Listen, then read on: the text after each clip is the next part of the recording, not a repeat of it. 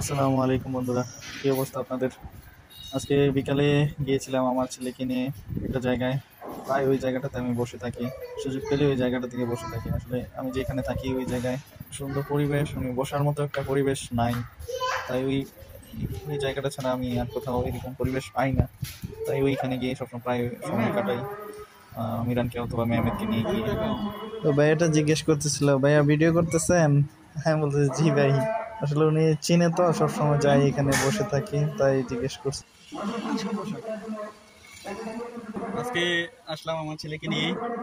এটা হচ্ছে পরশুরাম ভূমি অফিসের ভিতরে। পরিবেশটা শান্তশিষ্ট, ভালোই লাগে। আমি প্রায় আসি এখানে। মেহমেদ, তুমি কি এর আগে আসছো? মেহমেদ এর আগে আসেনি কখনো। সবসময় আমি মিরানকে নিয়ে আসছি, মেহমেদ এর আগে কখনো আসেনি। তাই মেহমেদ জায়গাটা চিনে না। তুমি দেখছো এর আগে আসছো? মেহমেদ এর আগে আসেনি কখনো। পরিবেশটা আপনাদেরকে ঘুরিয়ে দেখাই, দেখেন। আমি প্রায় আসি এদিকে, পরিবেশটা সুন্দরই লাগে এখানে। আমি এই গাটলায়, এই পুকুর পাড়ের গাটলায় সবসময় বসে থাকি। এদিকে ওরা সুপারি গাছ লাগাইছে,